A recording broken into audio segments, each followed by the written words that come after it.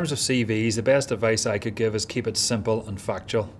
And also the second piece of advice I would give is tailor your CV for each job application. I would avoid jargon, I would avoid use of pictures. Present the information in the way that you think the employer will want it. When I think about the CVs that I see, and I see an awful lot of CVs, what stands out for me are those that are concise and to the point.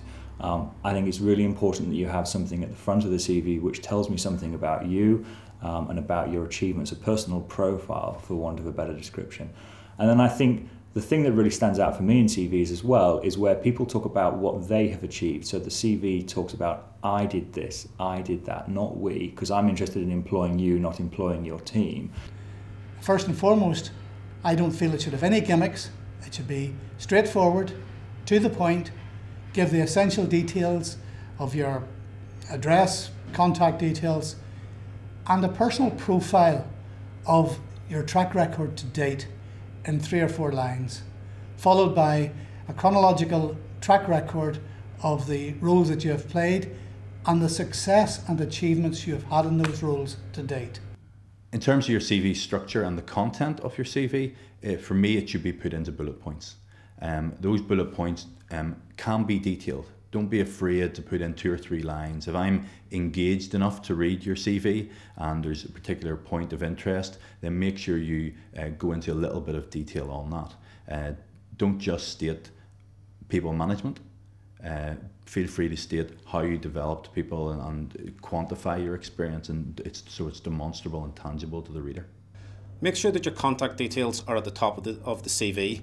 If you have a personal email address that has a joke or some slang in it, remove that. This is a professional representation of your credentials.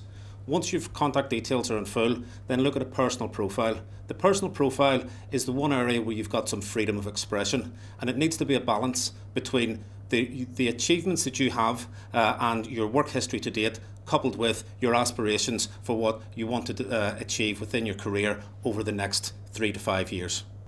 Limit yourself to 2 pages. If you overrun 2 pages, the chances that someone will consider the information on the 3rd page is limited. Not because they put the 3rd page in the bin, but because as human beings we lose interest very easily, and 2 pages is just about as much as anybody will glance through and start seeking for information. The best way to format a CV, well, there's so much information online on various websites. Again, you need to keep it short and sharp. I mean, the first thing I would suggest is keywords to be thinking of: quality, relevance, and to make it interesting. At the end of the day, it has to be interesting to the recipient, the reader. There's a sort of debate about whether it should be 2 pages or 3 pages, but we're in recruitment 7-8 years. Never had one company ever say to us that CV is too long at 4 pages or 5 pages. It's about the relevance, it's about the quality. If it's relevant to the job, relevant to the company, put it in. If not, discard it.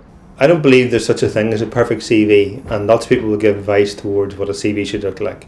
From my perspective as an executive recruiter, I want to see concise information, ideally 2 or 3 pages. I don't get hung up too much if it's 4 pages or 1 page, but I want to see clear information. I want to see exactly what the job the person is going for. I want to see exactly the level of skill and experience they have.